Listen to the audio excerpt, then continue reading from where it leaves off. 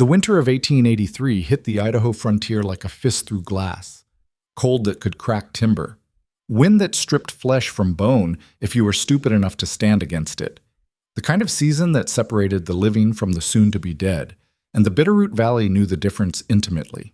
In the town of Settlers Fork, barely 30 buildings huddled together like frightened cattle, the locals gathered in Dutch Herman's saloon every evening to drink rotgut whiskey and trade the same tired stories. But one story never got old. The story of Tobias Montgomery and his mountain of broken brides. 3 days, said Carter Willis, a rail-thin prospector with more opinions than sense. He slapped a silver dollar on the bar. That's my wager. 3 days before this one comes running back down. You're generous, laughed Samuel Kern, the town's blacksmith. His hands were the size of dinner plates, scarred from decades of hammer work. I give her 2. Maybe less if she's got any brains. Dutch Herman wiped the bar with a rag that had seen better decades. He was a thick-necked German immigrant who'd survived things these frontier boys couldn't imagine, and he didn't smile much. You're all fools. That mountain doesn't give back what it takes. She ain't dead, Carter protested. They run. Every damn one of them runs. Same difference out here. The saloon door banged open. Cold air rushed in like an uninvited guest, and with it came Thomas Wardle, the stagecoach driver. Snow clung to his beard. His eyes held something the others hadn't seen in a while. Genuine unease. She's here, Thomas said. The room went quiet. Already? Samuel frowned. Montgomery's telegram said end of the month. Well, she's here now. Just climbed down from my coach. Thomas moved to the bar and Dutch poured him something strong without being asked. And boys, this one's different, Carter snorted. They're all different until they meet what's waiting up there. No. Thomas drank, grimaced, drank again. I mean it. This woman, Mara something, she's got eyes like broken bottles. Carried a rifle the whole way from Silver City. Didn't sleep once during the journey, just watched the landscape like she was memorizing escape routes. Armed? Dutch raised an eyebrow. And knows how to use it. I'd bet my coach on that. Saw her check the mechanism twice. Wasn't nervous handling it. Wasn't showing off neither. Just comfortable. Like the gun was part of her body. Samuel leaned back. Maybe she'll last 4 days then. You're missing the point, Thomas said. She didn't look scared, not even a little. Every other bride Montgomery's brought up here. They had hope in their faces or fear or desperation. Something human. This woman looked like she was walking toward a job that needed doing, cold as January steel. Where is she now? Getting supplies at Mercer's. Said she's heading up the pass tonight. Tonight? Carter's eyes widened. That trail's a killer in daylight. In the dark, in this cold, I told her that. She said darkness didn't matter much to her anymore. Dutch set down his rag slowly. In his experience, people who talked like that had either seen too much or done too much, usually both. Well, he said quietly, I won't be taking any bets on this one. The others looked at him funny, but Dutch just shook his head and went back to wiping glasses that would never come clean. Mara Vance stood in Mercer's general store, methodically selecting supplies. Not the things a bride would choose. Ammunition, 3 boxes, different calibers. Dried meat that would last months.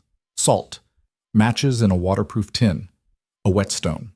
Medical supplies, the serious kind for wounds that needed stitching. Percy Mercer watched her with growing confusion. He was a nervous man, thin as a rail, with spectacles that kept sliding down his sweaty nose despite the cold. Ma'am, he ventured carefully, are you certain about these items? Most ladies arriving for Mr. Montgomery usually purchase more domestic goods. Fabric, perhaps. Cooking spices. I have a lovely selection of... How much? Mara's voice cut through his rambling like a knife through paper. Percy blinked. I beg your pardon? For what's on the counter, how much? He calculated quickly, his fingers dancing over an imaginary abacus. $14.30. Mara counted out exact change from a leather pouch. Her hands were steady, calloused, not the hands of someone who'd lived soft. Percy noticed something else, too. When she reached for the coins, her coat shifted and he glimpsed what looked like a knife handle tucked into her belt, and possibly another one at her ankle.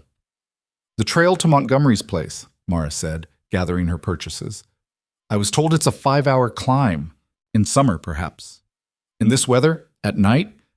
Ma'am, respectfully, you should wait until morning. That path is treacherous. Men have died on it. Men die everywhere. She shouldered her pack with practiced efficiency. The pass? It starts at the north edge of town? Yes, but... Thank you. She was gone before Percy could finish his warning. The bell above the door chimed her exit, and cold air swirled through the shop like a ghost. Percy stood there for a long moment, then quietly walked to his back office and pulled out a ledger he kept hidden. In it, he tracked all of Montgomery's brides. Names, dates arrived, dates departed, 24 entries, 24 departures. Some lasted a week. Most didn't make it 3 days. 2 had come back down the mountain injured, one with a broken arm, another with cuts that looked like she'd gone through a window. None of them ever said what happened up there. They just left town fast as they could manage, like something was chasing them even after they'd escaped. Percy wrote Mara's name in careful script. Arrival date, December 3rd, 1883. He left the departure date blank, but in his gut, he knew he'd be filling it in soon. They always came back down. The trail up Savage Mountain, that's what locals called it, though no map used that name, started gentle enough. A worn path through pine trees covered in snow that crunched under Mara's boots. The rifle across her back shifted with each step, a familiar weight. She'd carried weapons for so long that walking without them would have felt like missing a limb. The first hour was easy. Just walking, breathing cold air that burned her lungs, watching the town shrink behind her until it was just scattered lights in the growing dark. The second hour got harder. The trail steepened, switchbacks cut across the mountainside, each turn revealing more vertical climb ahead. Wind picked up, throwing snow in her face, testing her balance on patches of ice. Mara didn't slow down. She'd learned long ago that hesitation killed faster than commitment. You picked a direction, and you moved. Second-guessing was a luxury for people who had choices. She didn't have choices anymore. 6 months ago, she'd had a different name, a different life. She'd been married to a man named Richard Vance, a wealthy mine owner in Colorado with political connections and a smile that charmed everyone who met him. In private, that smile disappeared. In private, Richard's hands became fists. In private, Mara learned that screaming didn't help when your nearest neighbor was 2 miles away and the local sheriff owed his job to your husband's donations. She'd survived 2 years, planned for 6 months, and when Richard came home drunk on an October night, rage already building in his eyes over some imagined slight, Mara had been ready. The knife had been her grandmother's. Small blade, horn handle, sharp as sin. She'd only needed to use it once. Richard had looked surprised, like the idea that she might fight back had never occurred to him, like she was supposed to just endure forever. He'd bled out on their kitchen floor while Mara packed a bag with shaking hands. She'd taken his horse, his rifle, and enough money to disappear, left the knife in his chest because she never wanted to touch it again. The authorities called it murder. Self-defense wasn't a legal concept when the dead man was rich and connected, and the killer was just a woman who should have known her place. So Mara ran, north through Colorado, into Wyoming, across into Idaho, staying ahead of the bounty hunters she knew would come eventually, moving from town to town, never staying long enough to form connections, until she saw the advertisement in a Silver City newspaper. Wanted. Bride for frontier homesteader. Remote location. Hard work required. Marriage of convenience. Inquiries to Tobias Montgomery, Settlers Fork, Idaho Territory. Most women would have seen a warning in those sparse words. Mara saw an opportunity. Remote meant invisible. Hard work meant she wouldn't be expected to play the gentle wife. Marriage of convenience meant no one would ask too many questions about her past. And Tobias Montgomery's reputation, a man so terrifying that women fled his home in terror, meant no bounty hunter would think to look for her there. It was perfect. She'd sent a telegram, received a response within days, money for travel, an agreement that she'd try the arrangement for 1 month before either party committed further. That was 3 weeks ago. Now here she was, climbing through darkness toward a man who might be a monster, running from men who were definitely monsters, with nothing but weapons and will keeping her alive. The third hour of climbing, Mara's legs started burning. The air thinned. Her breath came in harsh clouds. She welcomed the pain. Pain meant she was still moving, still surviving. The fourth hour brought hallucinations at the edge of her vision. Shadows that looked like men with guns. Trees that whispered with Richard's voice. Her mind playing tricks because her body was exhausted and her soul was hollowed out. Mara pushed through it. The fifth hour, she almost died.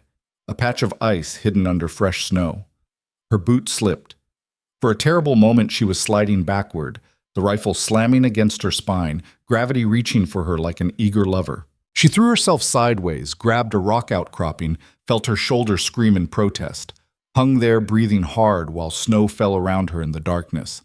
Below she could see nothing but black. The drop could have been 10 feet or 100.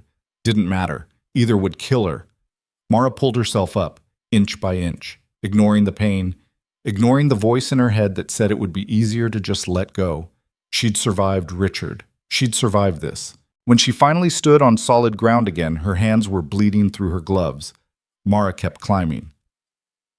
The cabin appeared suddenly, like it had been waiting for her to prove herself before revealing its existence. It sat in a clearing carved from the forest, massive and dark against the snow. Not a cabin, more like a fortress. Thick timber walls. Small windows that looked like gun ports. A chimney rising into the night sky, but no smoke, no lights in the windows, no movement. Mara approached carefully, rifle ready. Her instincts screamed warnings she'd learned to trust. Something felt wrong about the silence. She was 20 feet from the front door when it opened. A man stood in the doorway, backlit by a lantern inside. Mara couldn't make out details, just size.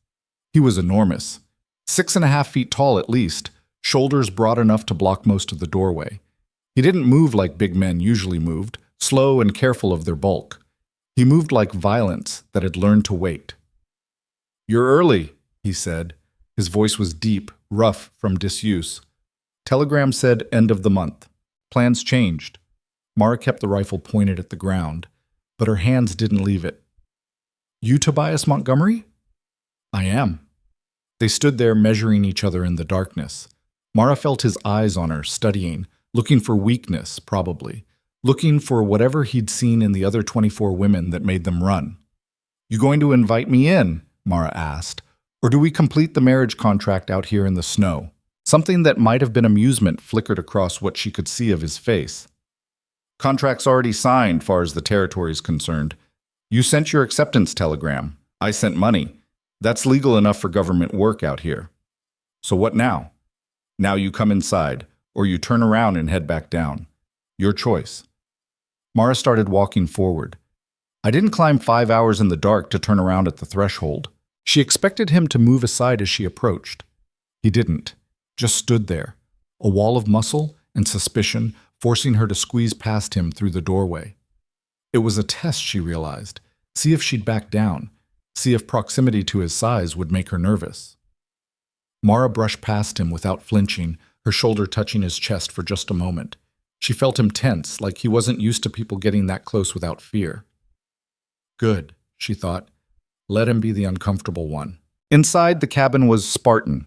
One large main room with a kitchen area, a fireplace that could have roasted a whole pig, heavy furniture that looked handmade, a ladder in the corner leading up to what she assumed was a sleeping loft. The walls were bare logs, no decoration except for a few hunting trophies, elk antlers, a bear skin. It was clean, though, organized, not the den of chaos she'd half expected. Tobias closed the door behind her with a heavy thud. In the lantern light, Mara got her first real look at him. Brutal was the word that came to mind.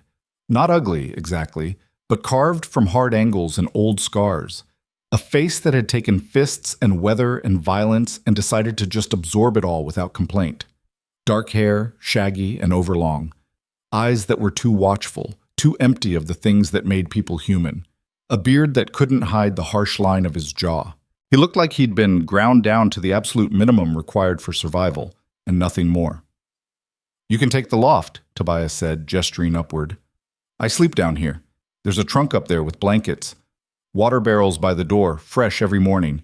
Privy's out back. Kitchen's communal. You cook what you want, when you want. I don't expect you to cook for me." Mara raised an eyebrow. "That's it? No rules? No expectations?" "One rule. His eyes locked on hers, hard as frozen ground. The boy's off limits. Everything in the room changed with those 3 words. The air got heavier, colder. Mara's hand drifted toward her rifle. What boy? Tobias's jaw tightened. Didn't mention him in the advertisement. Should have. That's why the others left. Couldn't handle him. A sound came from above. Not from the loft where Mara was supposed to sleep. From higher. From the shadows in the peaked rafters above the main room. A scuttling sound, like a rat in the walls. Except rats didn't breathe that heavily. Mara looked up.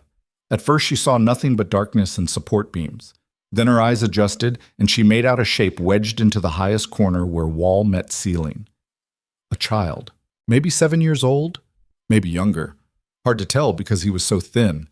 Wild hair hanging in his face. Wearing clothes that might have fit once, but now hung off his frame like rags. And his eyes. Even from 15 feet below, Mara could see his eyes catching the lantern light. Not like a child's eyes. Like an animal's. Feral and afraid and ready to bite. That's Eli, Tobias said quietly. He's been with me for 8 months. Doesn't talk. Doesn't come down unless I'm asleep. Doesn't trust anyone, especially women. Where'd he come from? Found him living in a burned-out homestead about 10 miles north. Whole family dead. Looked like Blackfoot raid, but could have been white raiders wearing Indian trinkets. Does that sometimes out here? Makes it easier to blame the natives. Tobias's voice was flat, emotionless, reciting facts. Boy was hiding in a root cellar, half-starved, covered in his own filth. I brought him back here, thought I could, I don't know, help him. But you can't. I can keep him alive, that's about it. I'm not good with... He gestured vaguely, like the word people was too complicated to speak. I'm not good with any of this.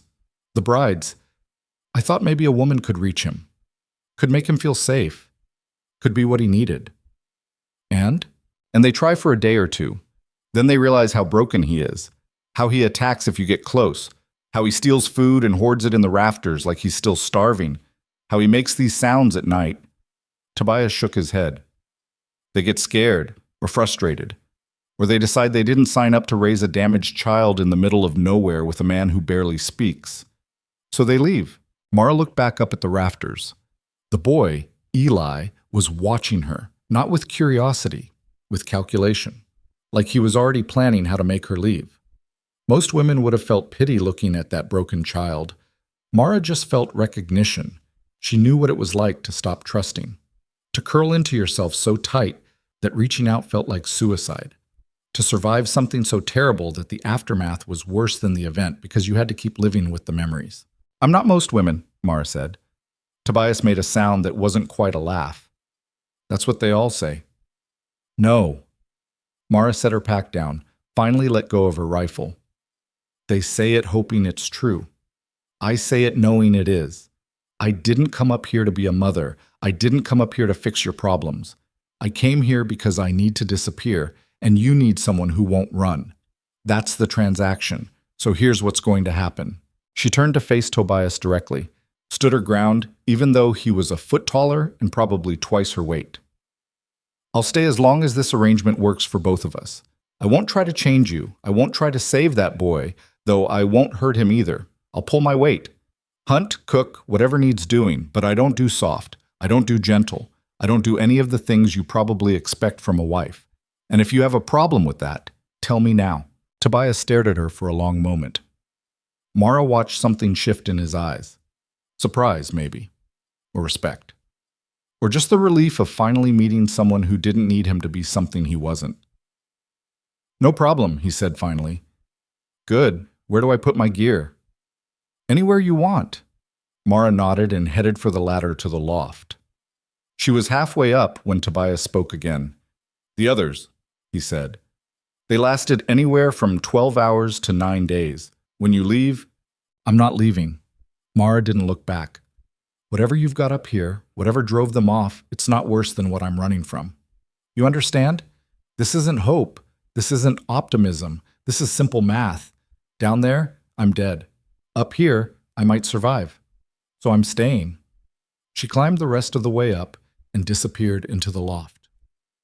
Tobias stood alone in the main room, staring at the space where she'd been. After a moment, he looked up at the rafters where Eli still crouched. "This one's different," he said quietly. The boy didn't respond. He never did.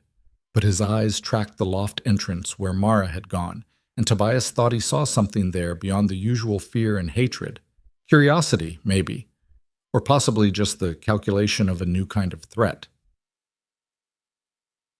Mara didn't sleep that first night. The loft was cold, even with the blankets from the trunk. It was a simple space, a mattress stuffed with straw, a few shelves, a small window that showed nothing but darkness and falling snow. Basic. Survivable. She lay there fully dressed, rifle within arm's reach, listening to the cabin settle around her. Tobias moved downstairs, heavy footsteps crossing to the fireplace, the scrape of a poker stirring embers, the creak of wood as he settled into what sounded like a chair, and above it all, quiet as breath, the sound of Eli moving through the rafters. The boy was good, barely made a sound, but Mara had spent 2 years learning to detect Richard's approach by the tiny warnings, a floorboard's whisper, a change in air pressure, the barely audible rustle of fabric. She'd learned to hear danger coming, so she tracked Eli's movements, heard him creep along support beams that shouldn't have been able to hold his weight, heard him pause at the edge of the loft, probably looking down at her, testing, wondering. Mara didn't move, didn't acknowledge him, just lay there breathing steady, letting him understand that she wasn't going to play whatever game he wanted to play. After a while, he retreated back into his higher hiding spots. Downstairs, the fire crackled. Outside, wind screamed against the cabin walls. And somewhere in the valley below, Mara knew men were coming. Not tonight, probably not this week, but they were coming. Richard's family had money, power, connections. They wouldn't let his murder go unanswered. Someone would have tracked her north. Someone would eventually find Settler's Fork. Someone would hear about Tobias Montgomery's new bride and come to investigate. Mara would deal with that when it happened. For now, she was alive. She was hidden. She was somewhere Richard's ghost couldn't reach. That was enough. As dawn started to gray the small window, Mara finally let herself close her eyes. Not sleep. She didn't trust sleep anymore, but something close. A half-aware rest where part of her stayed watchful. She heard Tobias stand, heard him add wood to the fire, heard him move to the door, open it, bring in cold air and the sound of morning wind. "Breakfast in an hour," he called up. Not loud, not demanding, just information. Mara didn't answer, but she listened as he started moving around the kitchen, the clank of a pan, the sizzle of fat, the smell of coffee, real coffee, not the chicory substitute most frontier places served. After a while, she sat up, stretched muscles that ached from the climb and from years of tension she couldn't release, checked her rifle, her knives, her ammunition, habits that kept her alive. Then she climbed down to start her first full day on Savage Mountain, the day the bets in town said she'd probably run. The day she proved she was nothing like the 24 brides who came before. The day everything started to change, though none of them knew it yet. Breakfast was salt pork, fried potatoes, and coffee strong enough to strip paint. Tobias cooked without wasted movement, like everything else he did. No flourish, no conversation, just food that would keep them alive another day.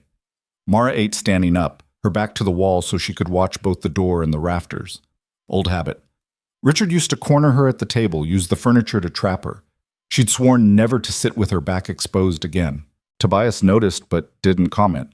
He took his own plate to the chair by the fireplace, the same one he'd sat in all night from the sound of it.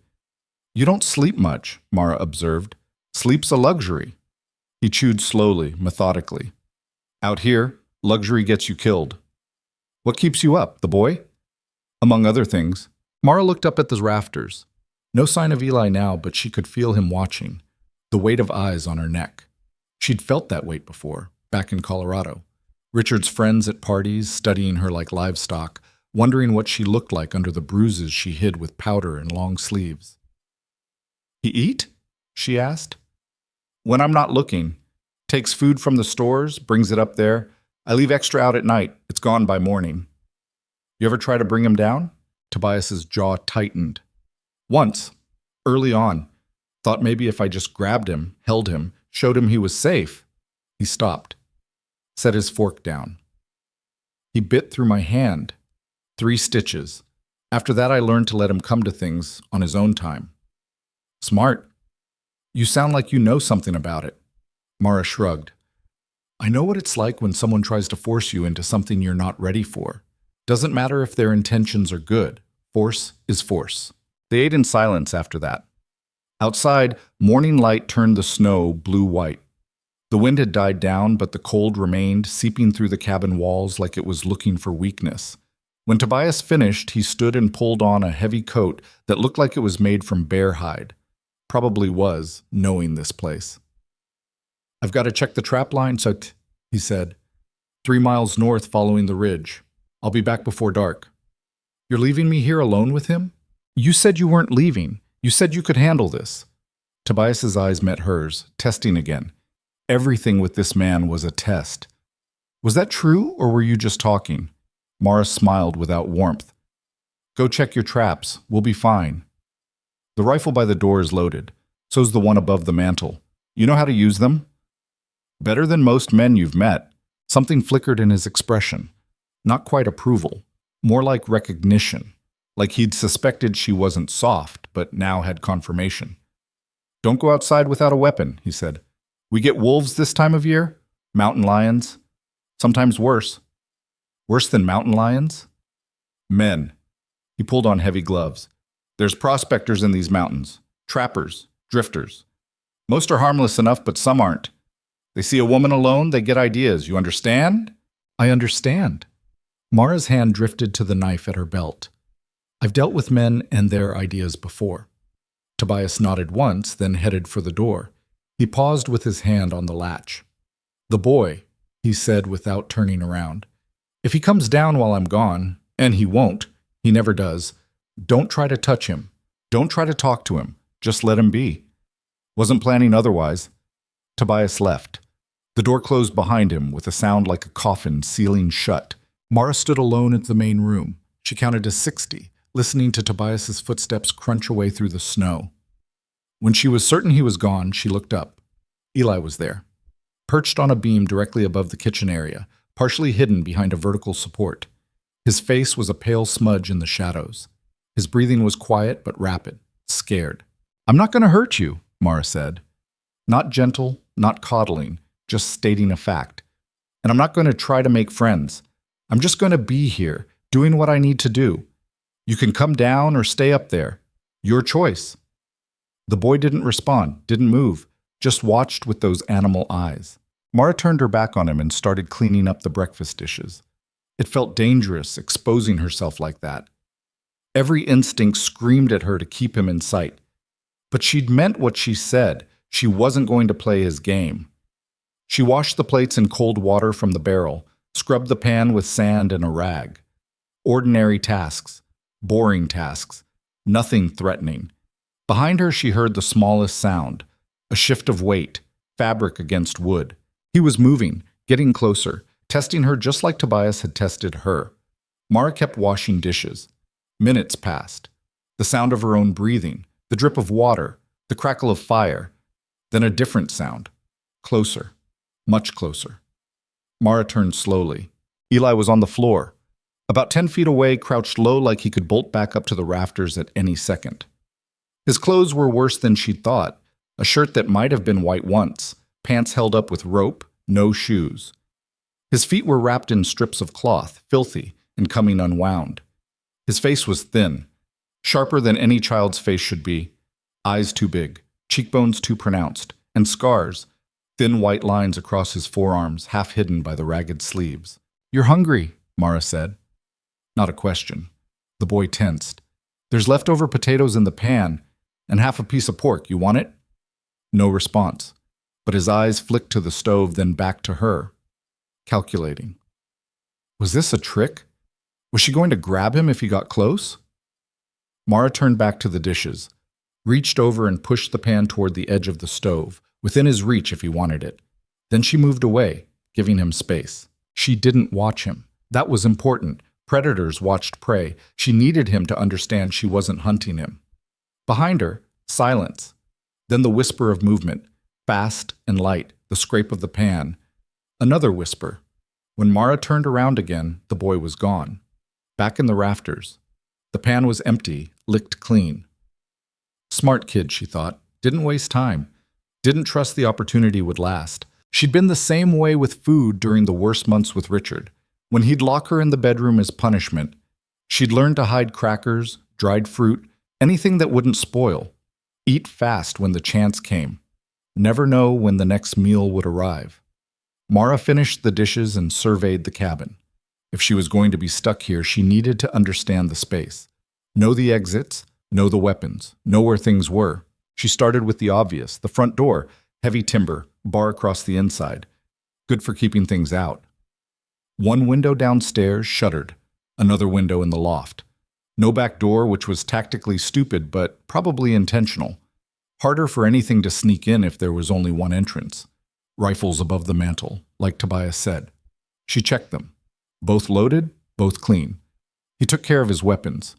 That told her something about his priorities. Shelves along one wall held supplies. Flour, sugar, coffee, salt. Dried beans. Smoked meat hanging from hooks. More ammunition than most families would need in a year. Medical supplies in a wooden box, bandages, needle and thread. A bottle of whiskey that probably served as both drinking liquor and disinfectant.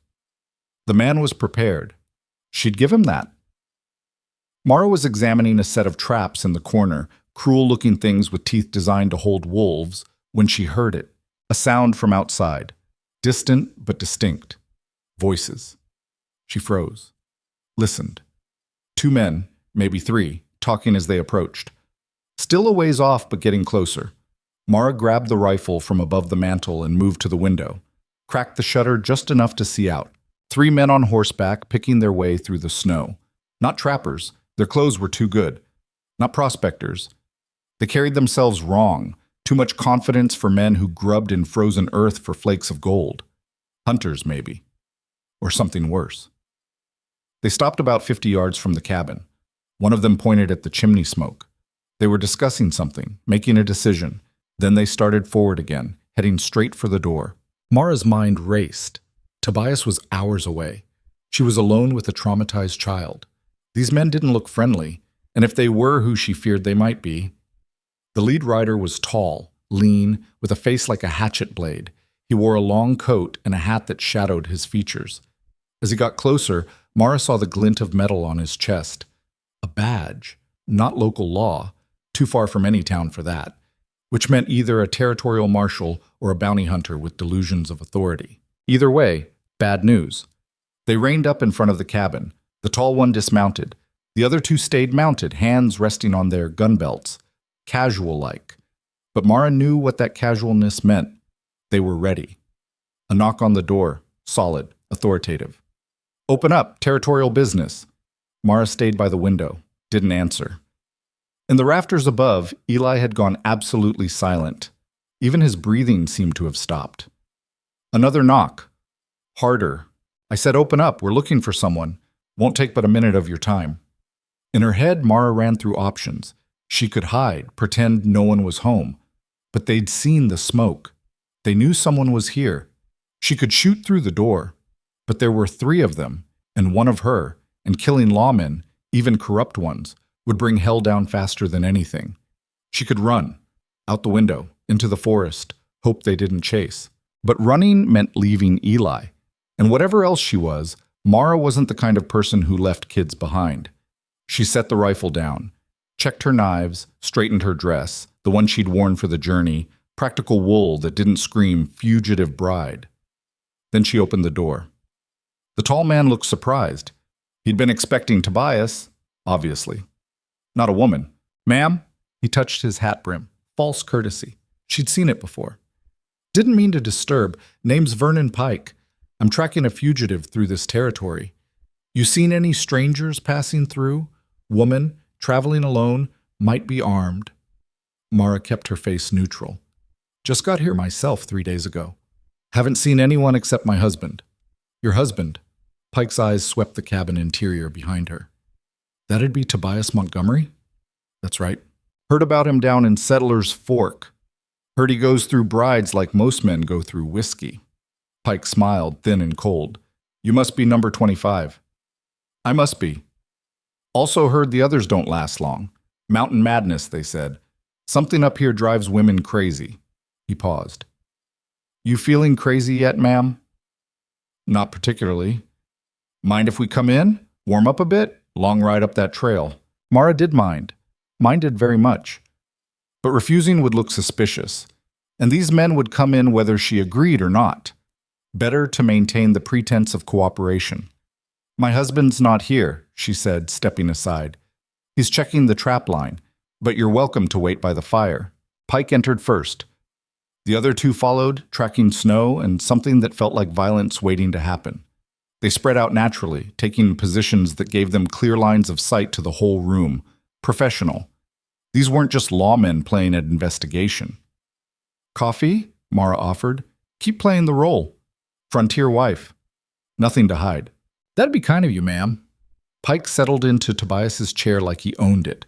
His eyes never stopped moving, taking inventory, looking for something. Mara went to the stove, poured 3 cups from the pot Tobias had left warming. Her hands didn't shake. She'd learned to control that back in Colorado. Fear was fine. Showing fear was suicide. She handed out the coffee. The 2 other men still hadn't spoken. One was short and thick, with a scar that split his left eyebrow. The other was younger, maybe 25, with the kind of pretty face that probably got him in trouble in saloons. Both wore guns. Both watched her like she was a rabbit, and they were deciding whether to chase. So what's this fugitive done? Mara asked. Neutral, curious. Not too curious. Murder. Pike drank his coffee without seeming to taste it. Killed her husband down in Colorado. Rich man, well-connected. His family's offering $5,000 for her return. 5,000. Mara let her eyebrows rise, impressed. Must have been some husband. Richard Vance. Owned half the mines in Clear Creek County. She put a knife in his chest and ran, left him bleeding out on his own floor. Pike's eyes found hers. Held them. Cold-blooded. That's what they're saying. Not even self-defense. Just murder. Sounds like you've made up your mind about it. I go where the evidence leads, ma'am. And the evidence says Mara Vance is a killer who needs to face justice. The name hung in the air between them. Mara Vance. Her name.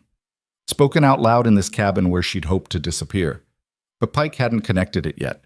Hadn't put together that the woman standing in front of him was the woman he was hunting. Because why would he? Fugitives didn't walk straight into marriages with frontier legends. They hid in cities, changed their names, kept moving. They didn't climb mountains in the dark to marry monsters. Well, Mara said carefully, if I see anyone matching that description, I'll be sure to tell my husband. He can send word down to Settler's Fork. Appreciate that. Pike set down his coffee. Though I'm wondering if we might take a look around, just to be thorough. You understand? Look around for what? Sometimes fugitives leave signs, personal items, papers. Women tend to hold on to things, sentimental-like. The short one with the scarred eyebrow was already moving toward the shelves. The pretty one started toward the ladder to the loft. Mara's hand drifted to her knife. I'd rather you didn't, she said. Quiet. But something in her voice made them pause. Pike's expression changed. The false courtesy dropped away. What was left looked reptilian. That in order, ma'am. A request. Your guest's in my home, my husband's home. He wouldn't appreciate strangers pawing through his things. We got authority from the territorial governor himself. Pike stood slowly. Which means we can search where we please. Now you can make this easy, or you can make it hard. But either way, we're looking around. Mara's fingers closed on the knife handle. In the rafters above, something moved, just a whisper of sound. But Pike heard it. His eyes snapped up, saw the shadows where Eli hid. What's that? Nothing. Didn't sound like nothing. Pike moved toward the center of the room, looking up. You got someone else here? Someone hiding? Just a boy. My husband's ward. He's shy around strangers. Boy. Pike's interest sharpened. What boy? Montgomery never mentioned a boy to anyone in town. Because Tobias kept Eli's secret, Mara realized. Kept him hidden from exactly this kind of attention. Men with badges and questions and the authority to take things that weren't theirs. Come down, boy, Pike called up. Nothing to be afraid of? Just want to ask you some questions. Silence from the rafters. I said come down. He doesn't talk, Mara said. He's been through something. Trauma. He won't come down for strangers. That right? Pike pulled his gun, not pointing it anywhere specific, just having it out. A threat. Maybe we'll just go up and get him then. The pretty one started toward the ladder. Mara moved without thinking, stepped between him and the ladder, hand on her knife now, not bothering to hide it. Don't! The pretty one stopped, looked at Pike for instructions. Pike studied Mara with new interest. You're mighty protective of a boy you just met 3 days ago. I don't like bullies, and I especially don't like armed men threatening children. Nobody's threatening anyone, ma'am. We're just conducting an investigation. Investigation's over. You've seen the cabin. There's no fugitive here. Just me and a scared kid. Time for you to leave. The scarred one laughed. You giving us orders now? That's funny. Not orders. Facts.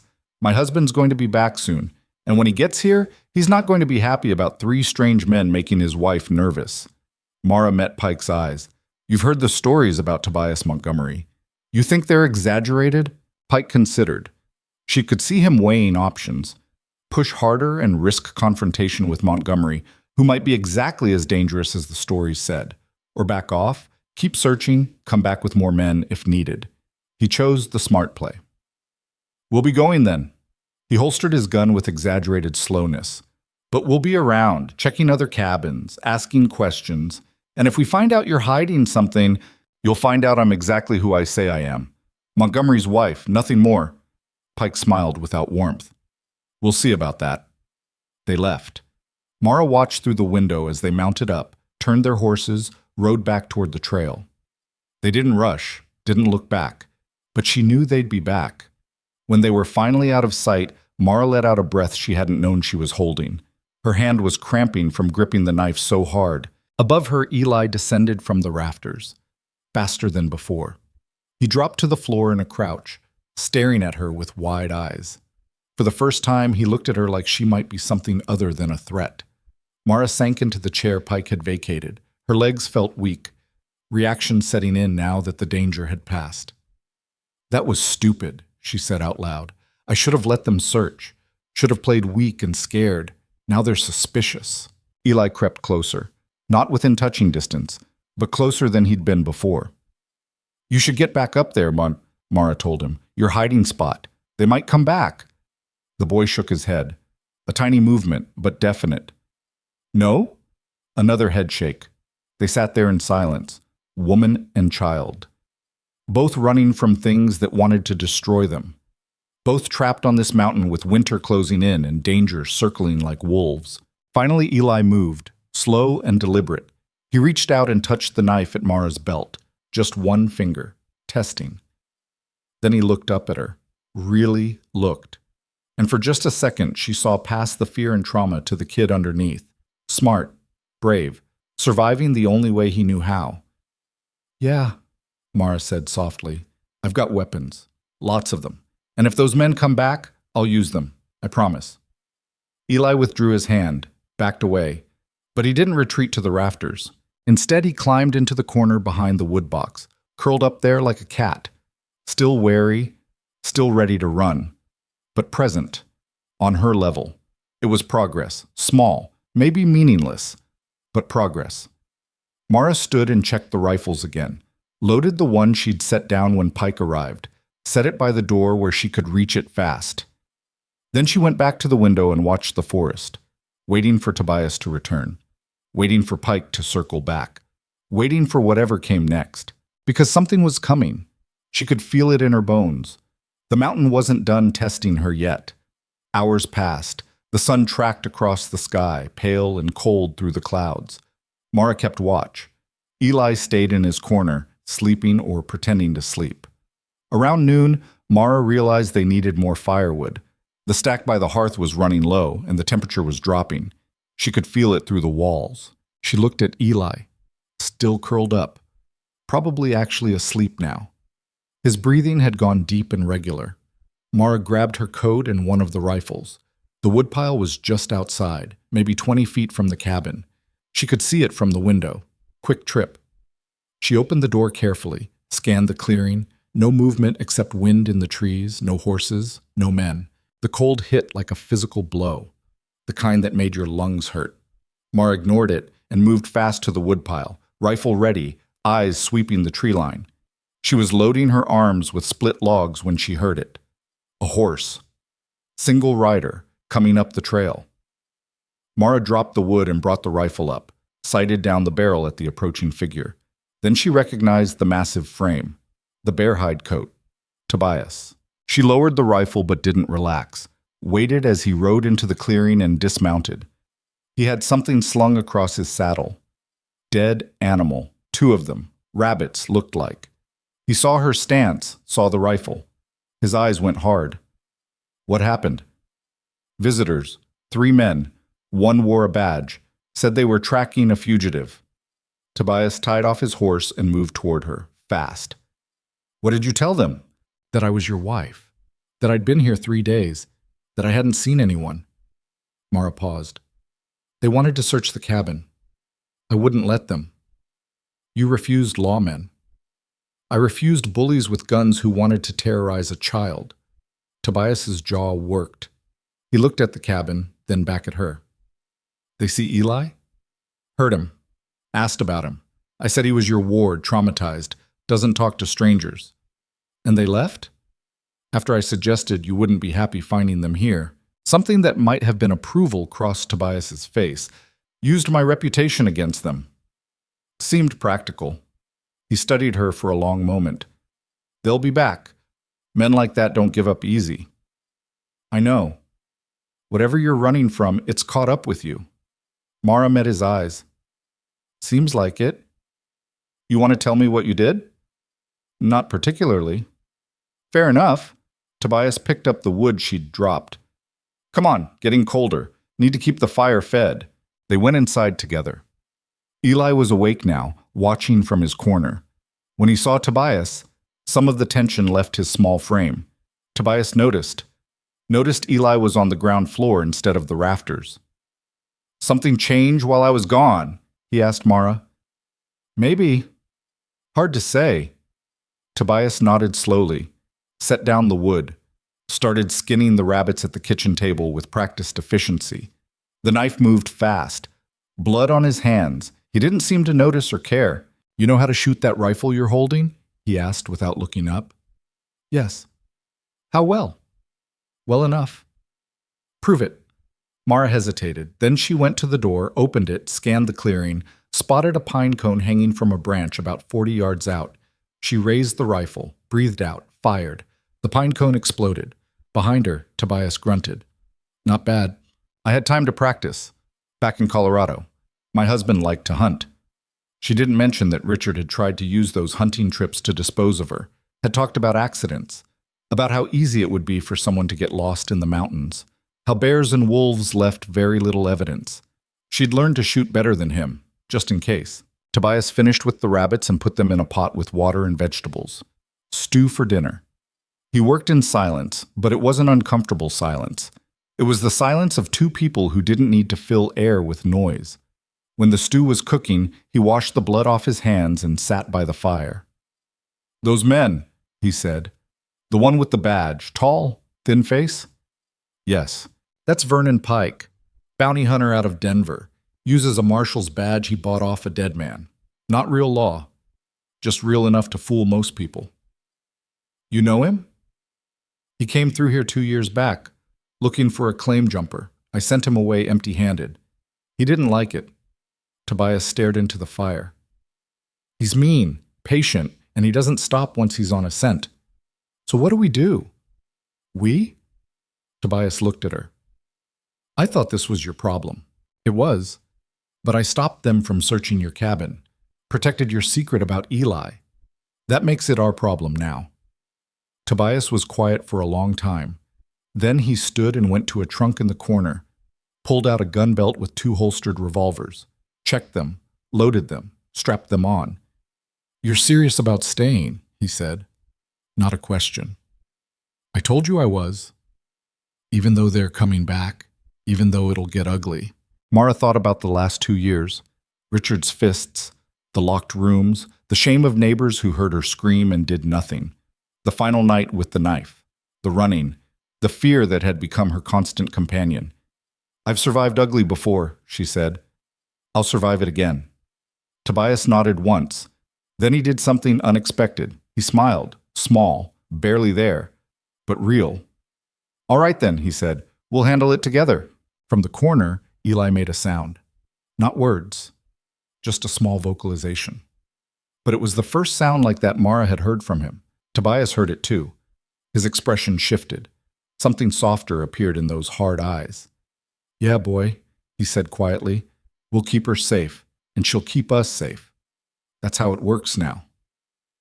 Outside, the wind picked up. Snow started falling again. And somewhere down the mountain, Vernon Pike was probably making plans. But inside the cabin, for the first time since Mara had arrived, something felt almost like safety. It wouldn't last. She knew that. The storm was coming, but for now, for this moment, she wasn't alone. And neither was the broken man beside her or the traumatized boy in the corner. They were something new, something that didn't have a name yet. But it was theirs. The stew lasted 3 days. Tobias knew how to stretch food when he needed to, and out here on the mountain, you learned to waste nothing. They ate in shifts, Tobias first, then Mara, and finally they'd leave a bowl on the floor near Eli's corner.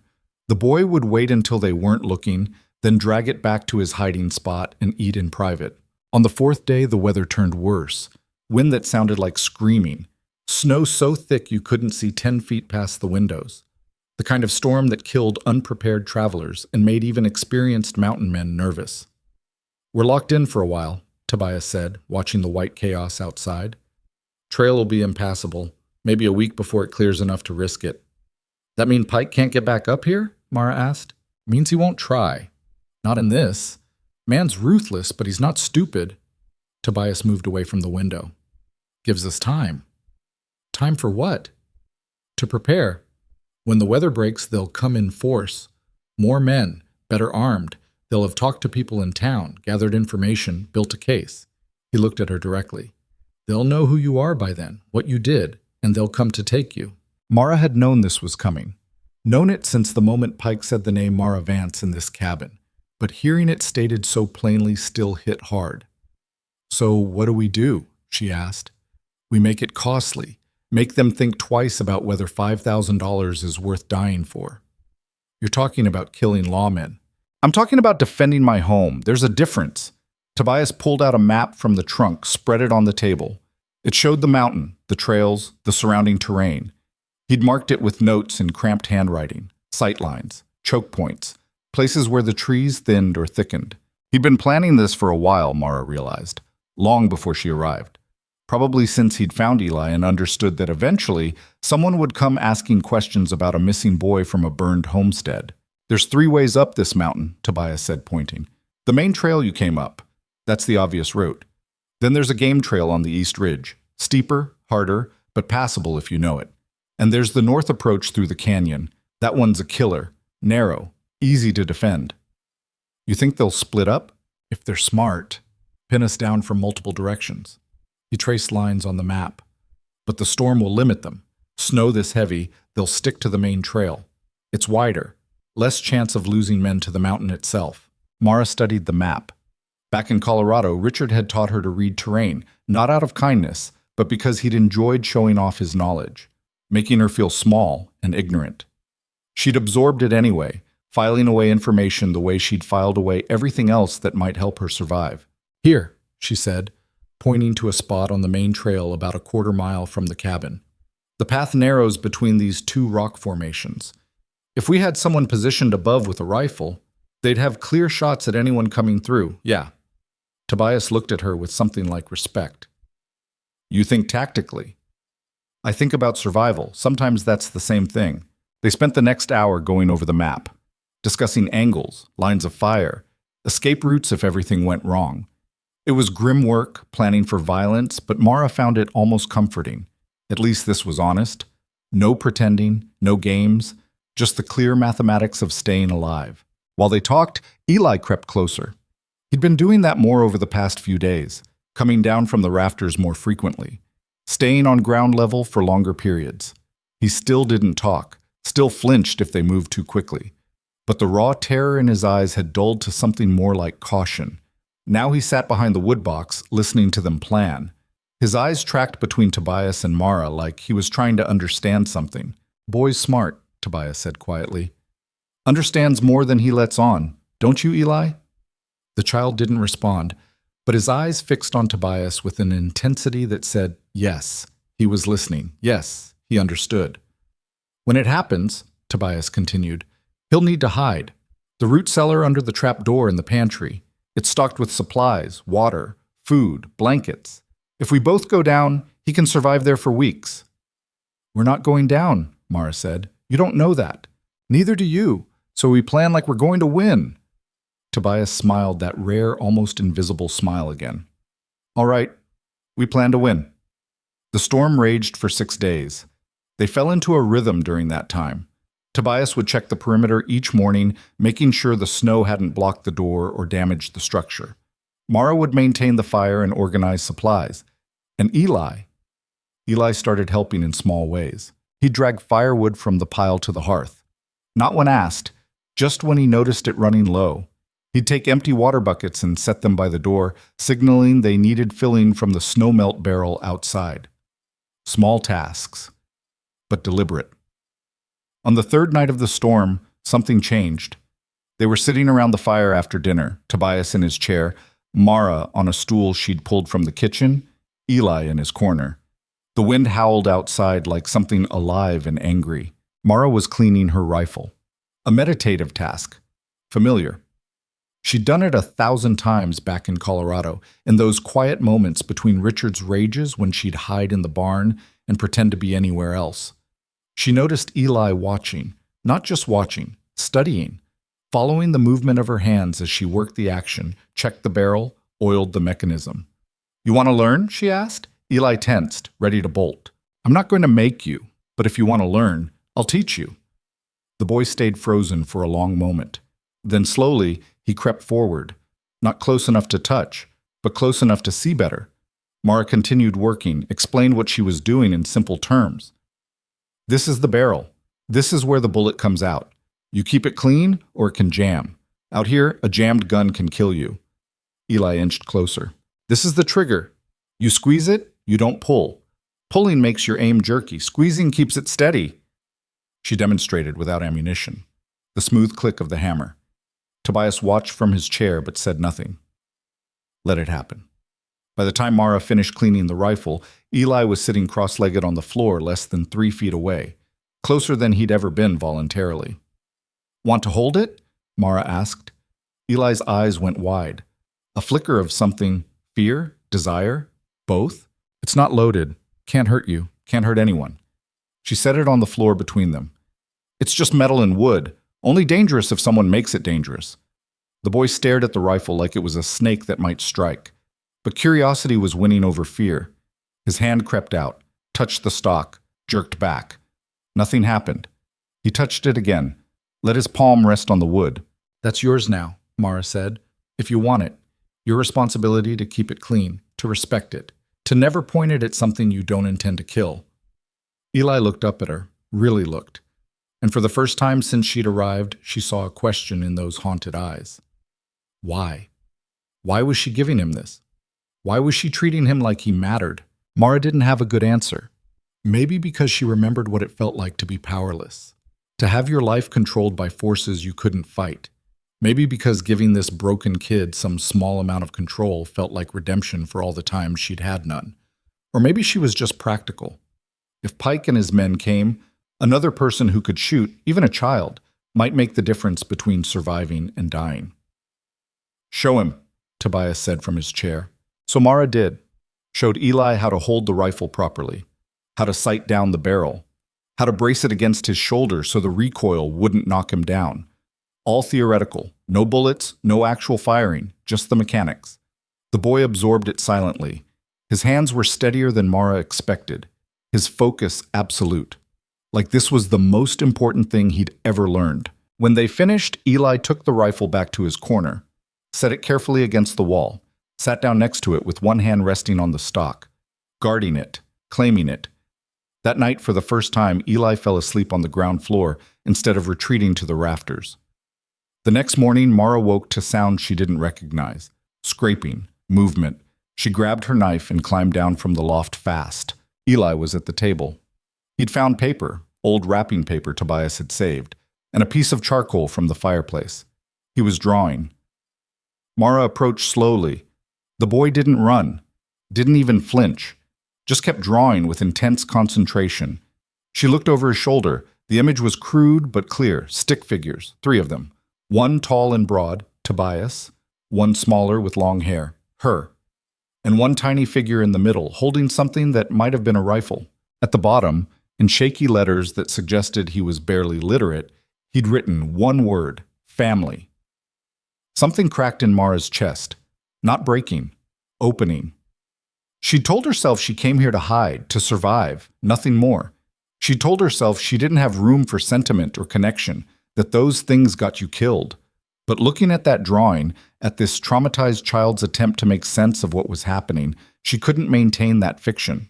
She touched Eli's shoulder, lightly, ready to pull back if he recoiled. He didn't recoil, didn't lean into it either, just tolerated the contact, accepting it the way he'd accepted the rifle, cautiously, testing to see if it would hurt. Yeah, Mara said quietly. Family.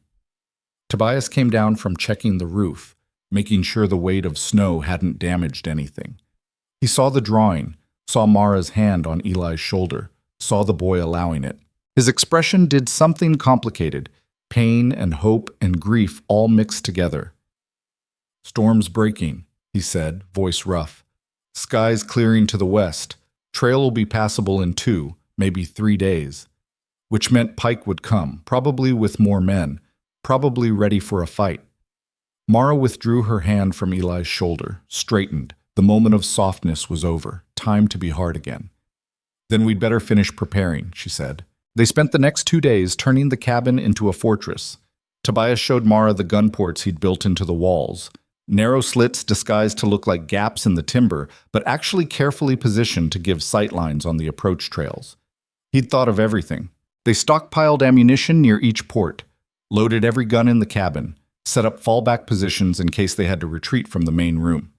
Tobias even showed her the escape tunnel he'd dug years ago, a narrow crawl space that led from the root cellar to a camouflaged exit 50 yards into the forest. Paranoid, Mara observed. Prepared, Tobias corrected. When you're this isolated, you plan for every possibility. Fire, siege, raids. The mountain doesn't forgive mistakes. They also trained Eli, not with live ammunition, too dangerous, too loud, but they let him practice with the unloaded rifle. Showed him how to sight targets, how to control his breathing, how to squeeze the trigger without flinching. The boy was a natural. He had steady hands and the kind of focus that came from having nothing else to distract him.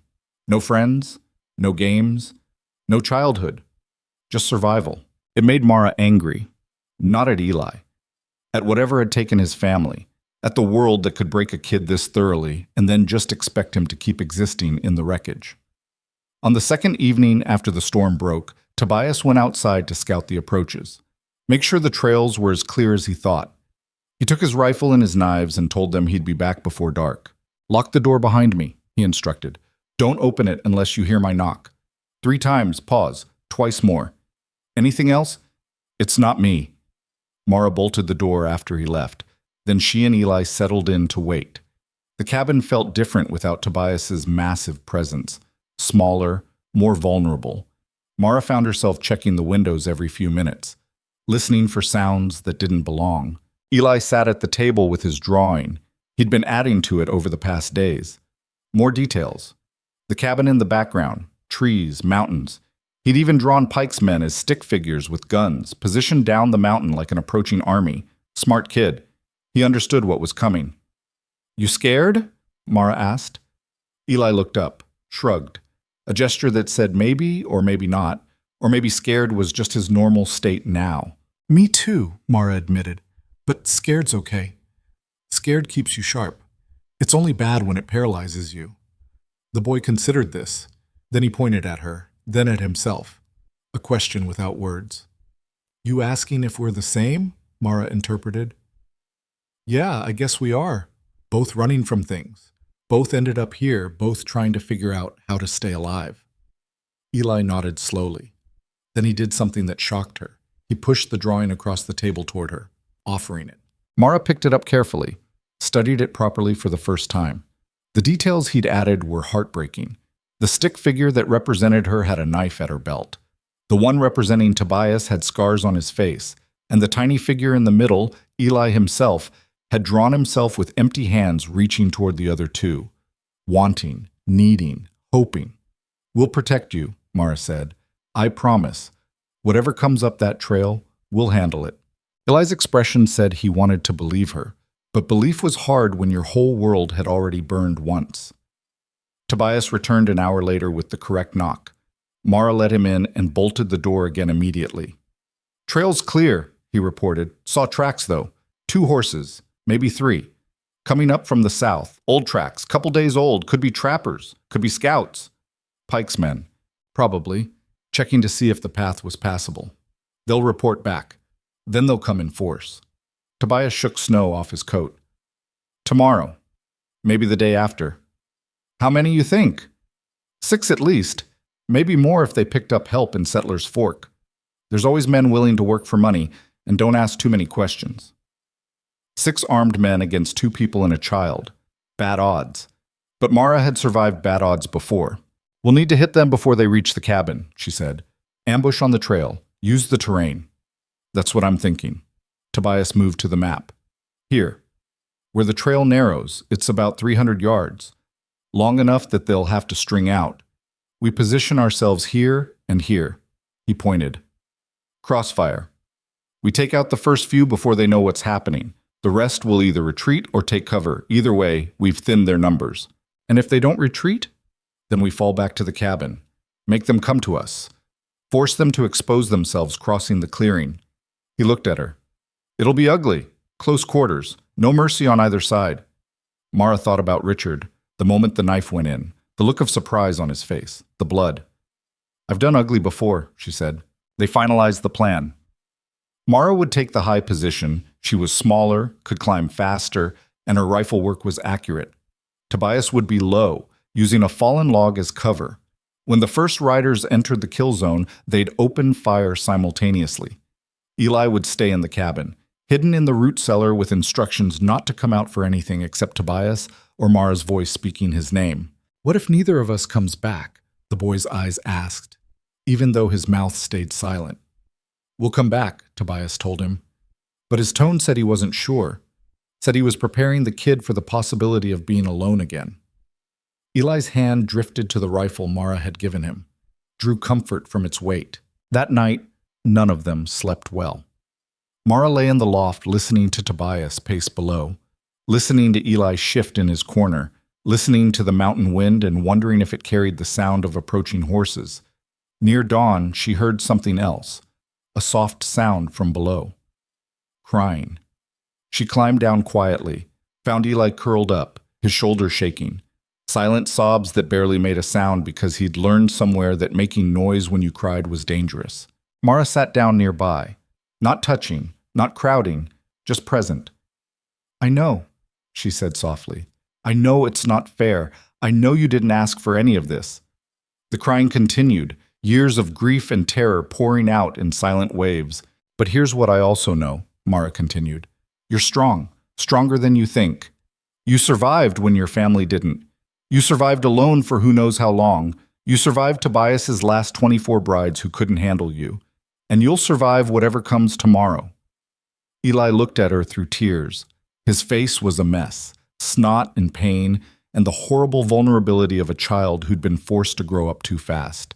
"We're not going to leave you," Mara said. "Not like the others, not like your family. We're staying. We're fighting, and when it's over, we're still going to be here." She didn't know if that was true. Couldn't promise it. But sometimes lies were kinder than honesty, and right now this kid needed kindness more than truth. Eli uncurled slightly, wiped his face with his ragged sleeve. Then he did something he'd never done before. He moved closer, leaned against Mara's side, still not quite trusting, but trying. Mara put her arm around his thin shoulders, felt him shake, felt her own eyes sting with tears she hadn't cried in years. They sat like that until sunrise. Woman and child, both broken, both still fighting. When light finally came through the windows, Tobias was standing nearby. He'd been watching. How long, Mara didn't know. "They're coming," he said quietly. "I can feel it." Mara nodded, gave Eli one last squeeze, and stood. Time to push the softness away again. Time to be the thing that survived instead of the thing that felt. "Let's get ready then," she said. They armed themselves systematically.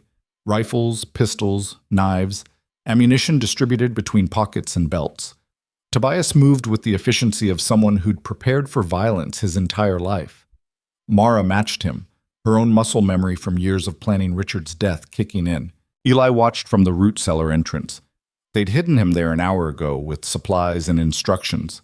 His eyes were huge, terrified, but also trusting in a way that made Mara's chest hurt. "Stay quiet," Tobias told him. "No matter what you hear, no matter how long it takes, you stay hidden until one of us comes for you." The boy nodded. Then in a voice so quiet it was barely audible, a voice Mara had never heard him use, he whispered one word. "Careful." It was the first time he'd spoken. The first time in 8 months that sound beyond crying had passed his lips. Tobias froze, stared at the boy like he'd witnessed something impossible. "Yeah," he said roughly, emotion threatening to crack his composure. "Yeah, we'll be careful." They closed the root cellar door, secured it. Then they left the cabin and moved into position. The morning was clear and cold. Mara climbed to her perch, a rock outcropping 15 feet above the trail, hidden behind pine branches. From here she could see the approach, could see Tobias below, invisible behind the fallen log unless you knew where to look. And she could see down the trail, empty for now, but not for long. She settled in, checked her rifle, controlled her breathing, became still the way hunters became still. Part of the landscape, invisible. Time passed. Minutes, hours. Hard to tell. The sun climbed. The cold seeped into her bones. Then she heard it. Horses, multiple, coming up the trail at a steady pace, Pike's voice carried up from below. "Spread out, rifles ready. Montgomery knows we're coming." They appeared around the bend, 7 men, more than Tobias had guessed, all armed, all looking nervous. Pike was in front, that false marshal's badge catching sunlight. The scarred man and the pretty one flanked him. 4 others she didn't recognize, hired guns probably. Men who killed for money and didn't care about justice or truth. They entered the kill zone. Mara sighted down her rifle, put the crosshairs on the hired gun at the rear, breathed out. Below she saw Tobias do the same. His target was the scarred man. They fired simultaneously, 2 cracks that echoed like thunder in the narrow space. The hired gun fell. The scarred man jerked sideways, hit but not down. Then everything exploded into chaos and violence and screaming. The horses screamed. Men dove for cover. Bullets tore through the morning air like angry hornets. Mara worked the bolt on her rifle. Fired again. Missed. The targets were moving too fast, scrambling behind rocks and trees. She adjusted, led her next shot, squeezed the trigger. Another hired gun went down clutching his leg. Not dead, but out of the fight. Below, Tobias was firing methodically. 1 shot, reload, another shot, each one deliberate. The scarred man had taken cover behind a boulder, returning fire, but his aim was wild. Panicked, blood soaked his left shoulder where Tobias's first bullet had torn through muscle. Pike was screaming orders. "Find them! Take them down! There's only 2!" Only 2. But 2 who knew this terrain, 2 who'd prepared, 2 who had more to lose than money. A bullet spanged off the rock near Mara's head. She ducked instinctively, felt stone chips pepper her face. Someone had spotted her position. The pretty one. He was good, she'd give him that. Already adjusting his aim for a second shot. Mara rolled sideways, came up in a different spot, fired, caught him in the chest. He dropped like a puppet with cut strings. 3 down, 4 left. But the remaining men were finding cover, getting organized. Pike was no fool. He'd realized the ambush was two-sided and was directing his men to split their fire. 2 targeting Tobias's position, 2 sweeping the high ground for Mara. This was about to get harder. Mara shifted position again, kept low. The rock outcropping gave her options, but each firing position could only be used once before they triangulated her location. She moved to the eastern edge, found a gap in the pine branches, sighted down. One of Pike's men was circling around, trying to flank Tobias's position. Smart, but predictable. Mara waited. Let him get closer. Let him think he was being clever. Then she put a bullet through his thigh. He went down screaming, thrashing in the snow. Not dead, but definitely not flanking anyone. Pull back, Pike's voice carried up the trail. Regroup at the bend. They were retreating. Good. Let them. Let them carry their wounded and think about what it cost to come up this mountain. But they didn't retreat far.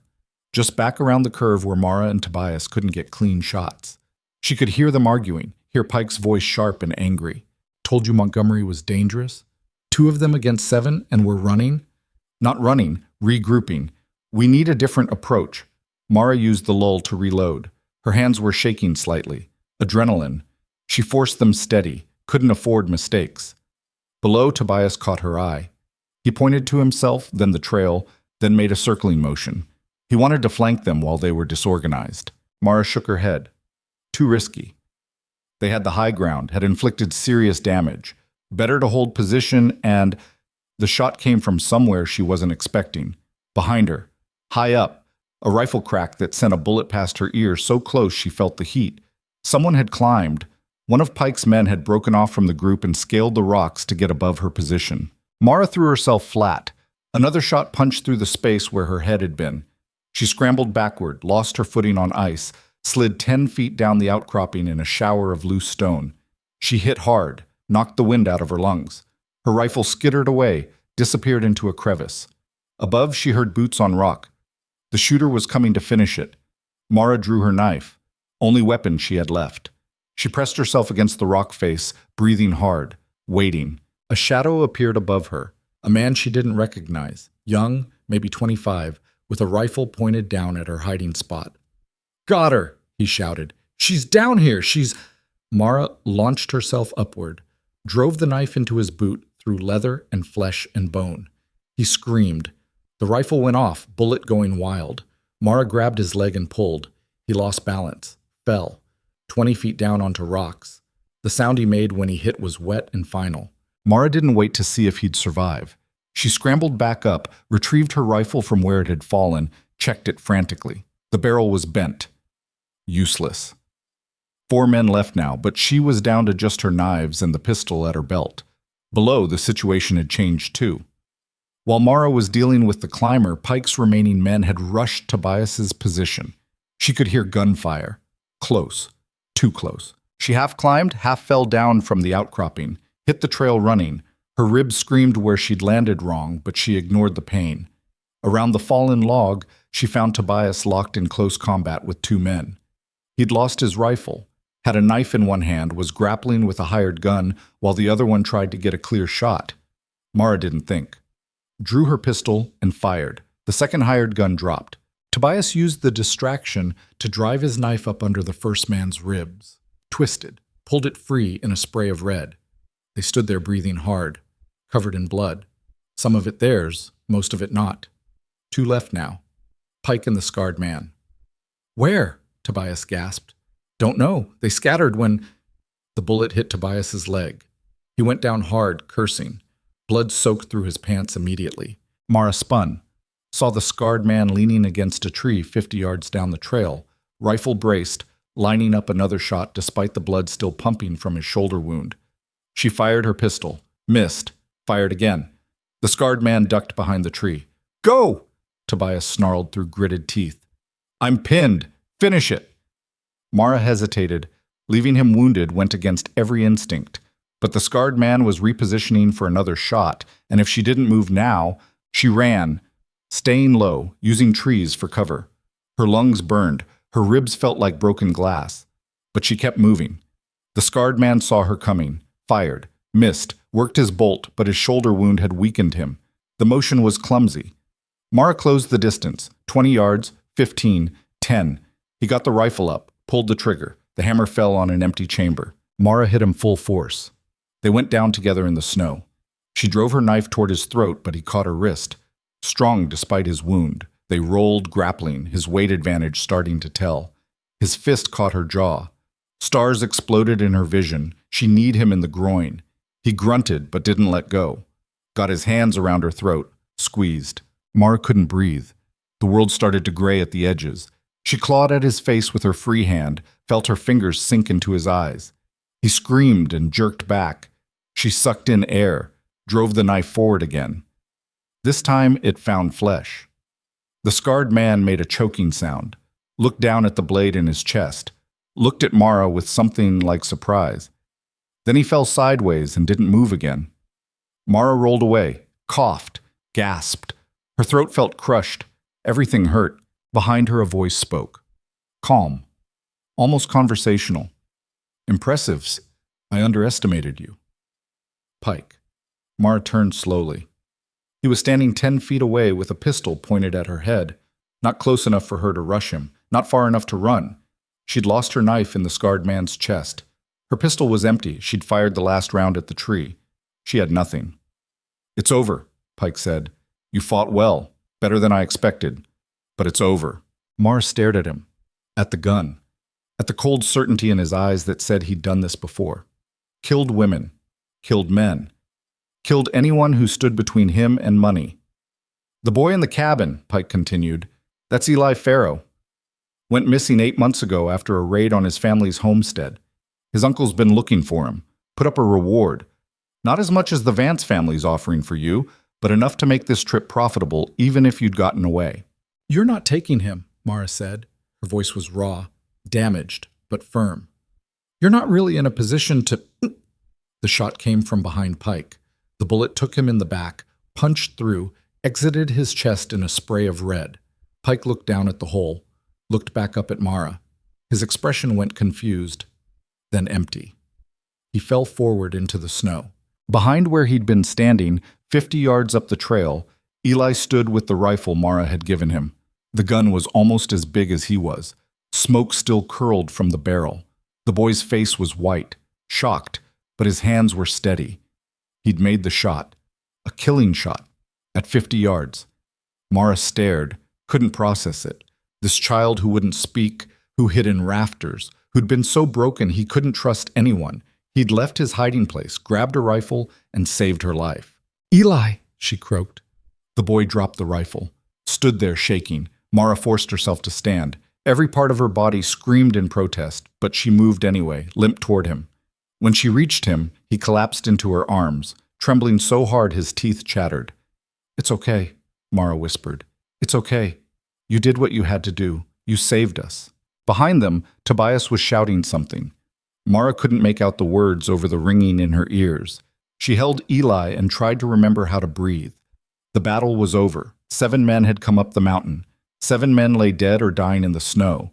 But the cost was written in blood and trauma and a child who'd just killed a man to save the closest thing to family he had left. They limped back to where Tobias lay. His leg was a mess. The bullet had gone through but had hit something important, bone or artery or both. Blood pooled around him, staining the snow dark. How bad? Mara asked, though she could see the answer.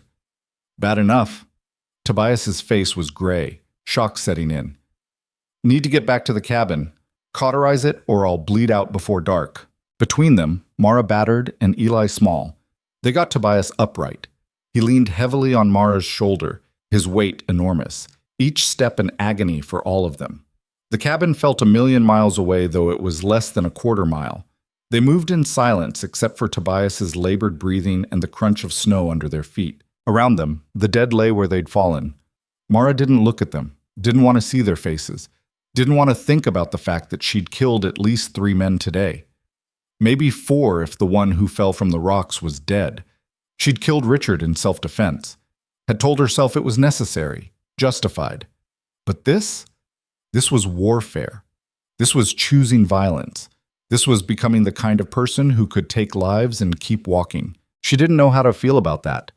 Wasn't sure she felt anything at all beyond the need to keep moving. They reached the cabin. Mara kicked the door open, helped Tobias inside. He collapsed into his chair by the fire, legs stretched out, bleeding through the makeshift bandage Mara had tied earlier. Knife, he gasped. In the fire. Heat it till it glows. Mara understood. Cauterization. Primitive, but effective if you wanted to stop bleeding and didn't have a doctor. She put his largest knife in the coals, waited while it heated. Eli hovered nearby, his eyes huge, still shaking from what he'd done. "Boy," Tobias said, his voice tight with pain. "Come here." Eli approached slowly. "You did good," Tobias told him. "You hear me? What you did, leaving the cellar, taking the shot, that took guts. Took more guts than most men have. I'm proud of you." Eli's eyes filled with tears. He opened his mouth like he might speak again, but nothing came out. The words he'd found earlier were gone, scared away by the horror of killing. "It's all right," Tobias said. "You don't have to talk. You did what mattered." The knife was glowing now, red hot. Mara pulled it from the fire with a cloth wrapped around the handle. "This is going to hurt," she told Tobias. "Everything hurts. Just do it." She did it. Pressed the flat of the blade against the entry wound. Tobias's scream was the worst sound Mara had ever heard. Worse than Richard's death rattle. Worse than Eli's silent sobs. It was the sound of a strong man pushed past his limits. The smell of burning flesh filled the cabin. Mara pulled the knife away, reheated it, did the exit wound. Tobias passed out halfway through. Probably a mercy.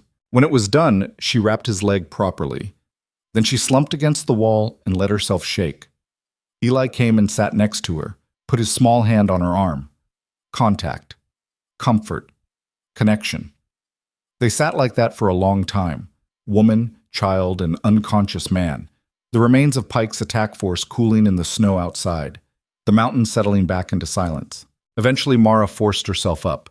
There was work to do, bodies to deal with, weapons to collect, evidence to hide or destroy. She couldn't leave 7 corpses on the trail. Someone would find them eventually. Questions would be asked. Even out here, that many dead men drew attention. "Stay with him," she told Eli. "Keep the fire going. If he wakes up, give him water. I'll be back." The boy nodded, took up position in Tobias's chair, watching over the wounded man with fierce concentration. Mara went back out into the cold. Back to the killing ground. Back to face what they'd done. It took hours. Searching bodies for identification, collecting weapons and ammunition, stripping anything valuable. Then came the hard part, dragging corpses off the trail into a ravine about 100 yards into the forest. 7 bodies. 7 trips through snow and ice and rocks. By the time she finished, it was nearly dark. Mara was exhausted. Every muscle screamed. Her ribs were definitely cracked. Her throat was bruised purple from where the scarred man had choked her. But it was done. The bodies were hidden. Come spring thaw, animals would scatter the bones. In a year, there'd be nothing left but stories. Another group of men who went into the mountains and didn't come back. It happened. The frontier ate people. Nobody would be surprised. Mara collected the last of the weapons, 3 rifles, 4 pistols, ammunition, knives, and hauled them back to the cabin. She'd hide them, trade them eventually in another town, under another name. Waste nothing. Inside, she found Tobias awake, pale and sweating but conscious. Eli had given him water like she'd asked, had even put a blanket over him. "It's done," Mara said. "They're gone, hidden. Nobody's going to find them before the wolves and bears do." Tobias nodded slowly. "Good, that's good." He paused. "Thank you." "For what?" "For staying, for fighting, for—" He gestured vaguely. "For not running when you had the chance. You could have. During the battle. Could have slipped away, let us deal with it alone." "That's not who I am." "I'm starting to understand that." Tobias looked at Eli, who was back in his corner with his drawing. The boy had added to it new stick figures, men lying down, red marks, a child's attempt to process what he'd witnessed. "He killed for us. A 7-year-old boy killed a man because that man was going to hurt his family." "Don't," Mara said. "Don't put that on him. He did what he had to do. We all did. But he's still a child. We don't glorify it." "Wasn't planning to, just—" Tobias trailed off. "Just realizing what we've become, what this place has made us." Mara sat down heavily, accepted the reality of his words. They'd crossed lines today. Lines you couldn't uncross. They'd become killers, defenders, a family forged in blood and violence. "I need to tell you something," she said, "about why I'm really here, about what I did in Colorado. You killed your husband. Pike said as much. It was self-defense. He beat me for 2 years. I took it because I had nowhere to go, no money, no way out. And then one night he came home drunk and angry, and I just knew, that if I didn't do something, he was going to kill me. So I fought back, and he died. Mara's voice was flat, emotionless. She told this story to herself 1,000 times in her head, never out loud. His family called it murder, said I was a gold digger who wanted his money, said I seduced him and then killed him when I was done. The law believed them because they were rich, and I was just a woman who should have known her place. So you ran. I ran. And I kept running until I found that advertisement, until I found you. Tobias was quiet for a long moment. You know what I think? What? I think your husband got exactly what he deserved, and I think you did the world a favor by removing him from it. Mara felt something loosen in her chest, something that had been wound tight since that night in Colorado. Permission, absolution. Not from a judge or a jury, just from someone who understood what it meant to do violence in order to survive. What about you? She asked. Why are you really up here? Men like you could make a living anywhere. Why hide on a mountain? Tobias looked into the fire. I was a soldier, years back, before this was even a territory. Did things, saw things, came back different, tried to live normal, but I couldn't. The crowds, the noise, the constant pressure to be something I wasn't anymore. So I came here, built this place, thought isolation would fix me. Did it? No. But it let me exist without hurting anyone. Until Eli. Until I found him and couldn't just leave him there to die. He shifted, winced at the pain in his leg. And then came the brides. 24 attempts to build something normal, to have a life that made sense. They all failed because I'm not built for normal anymore. Neither is this place. But I am? You're built for surviving. That's what this mountain requires. Not softness, not civilization. Just the will to keep breathing when everything says you should stop. Tobias met her eyes. You fit here. You and the boy both. Broken pieces that somehow work together. Outside, the wind picked up. Snow started falling again, the mountain asserting itself, reminding them that 7 dead men was just Tuesday out here. Nature didn't care about human struggles. It just kept being harsh and beautiful and deadly. Mara checked Tobias's bandages. The bleeding had stopped, but infection was still a risk. She'd have to watch him carefully over the next few days. Make sure the wound didn't turn septic. Sleep, she told him. I'll keep watch. You need sleep too.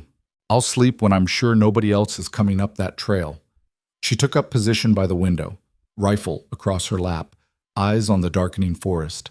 Behind her, she heard Tobias settle into uncomfortable sleep, heard Eli's quiet breathing from his corner. Hours passed. Midnight. Then later. Mara's eyes burned, but she kept them open, kept watching, waiting for threats that might not come, but probably would. Around 3 in the morning, Eli crept over. Didn't say anything, just curled up on the floor next to her chair, choosing to be close, choosing to trust. Mara reached down and touched his hair. The boy didn't flinch, just closed his eyes and let himself be touched. Progress. Tiny. Hard-won. But real. When dawn finally came, painting the snow pink and gold, Mara allowed herself to relax slightly. They'd survived the night, survived the attack, survived the aftermath. Down in Settler's Fork, people would be wondering what happened to Pike and his men. Eventually, someone might come looking, but that was a problem for later. For now, they were alive. They were together. They were something new, not a traditional family, but a unit forged in violence and necessity and the simple human need to not be alone. Tobias woke mid-morning, looked better, color returning to his face. The fever that often came with cauterization hadn't set in yet. Good sign. How long was I out? He asked. Most of the night. You sleep at all? Some? A lie, but a kind one. Eli brought Tobias water without being asked, set it carefully on the arm of the chair, then retreated, still cautious, still damaged, but present. We need to talk about what happens next, Tobias said after drinking. Pike didn't work alone. He had connections. Eventually his people will wonder why he hasn't reported back. They'll send someone to investigate. How long do we have? Weeks, maybe a month. These mountains are hard to navigate, and winter's just getting started. But they'll come. Then we prepare. Again. Better this time. Tobias nodded. Agreed. But we also need to think long term. This cabin can't be our only option. We need supplies, medical equipment, more ammunition, and we need information about who else might be hunting you. How do we get that without exposing ourselves? Carefully, I've got contacts. Traders who come through in spring. Men who owe me favors. We can work through them. Mara considered. And what about Eli's uncle, the one Pike mentioned? He's looking for the boy. Eli's uncle sold him to a work camp when his parents died, Tobias said quietly. The raid wasn't random. Someone paid for it. Someone who wanted the land and didn't care about the family on it. Eli's uncle was involved. That's why the boy ran. Why he won't talk. He knows what his own blood did to him. The pieces clicked together, the trauma, the fear, the absolute refusal to trust. So if the uncle finds him, he goes back to hell, or gets sold again, or disappears. Tobias's voice was iron. That's not happening. I don't care what the law says. That boy stays here. Agreed. They spent the rest of the day resting, healing. Tobias slept off and on. Mara cleaned weapons and organized supplies. Eli drew more pictures, darker ones now, but also ones that showed the three of them together. Processing, trying to make sense of his new reality. That night, they ate together. Simple food. Stew made from rabbit and vegetables. But they sat at the table as a unit. Tobias at one end, Mara at the other, Eli between them. The boy ate slowly, looked at both of them, opened his mouth like he might try to speak. Nothing came out, but that was okay. Words would come when he was ready. Or they wouldn't. Either way, he was here, he was safe. After dinner, Mara helped Tobias to his chair, changed his bandages, the wound looked clean, no infection yet. Thank you, he said, for everything, for fighting, for staying, for giving that boy a chance. He gave me one too, Mara replied. We're even. That night, for the first time since arriving on the mountain, Mara slept deeply. Not the half-aware rest of someone expecting attack. Real sleep. The kind that came from exhaustion and the primitive certainty that she was, for the moment, safe. She dreamed of Richard, of the knife, of blood on the kitchen floor. But this time, when she looked up from his body, Tobias and Eli were there, standing with her. Not judging, just present. She woke feeling lighter, like some burden she'd been carrying had lessened. Downstairs, she found Eli sitting at the table with his drawings spread out. He looked up when she descended, pushed one across to her. It was them. All three. But this time the stick figures were smiling, and above them he'd drawn the cabin, their home, safe and solid against the mountain. At the bottom, in those same shaky letters, a new word. Safe. Mara picked up the drawing, studied it, felt something she hadn't felt in years. Hope.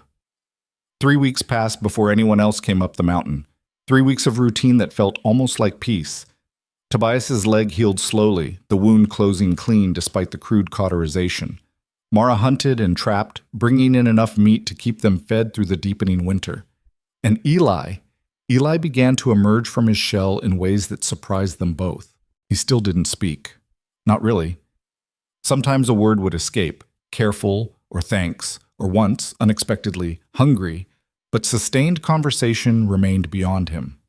The trauma had locked something away that might never fully return. But he communicated in other ways, through his drawings, which became more detailed and less violent as the days passed, through gestures and expressions, through the simple act of being present instead of hiding. He started helping with chores, feeding the fire, organizing supplies.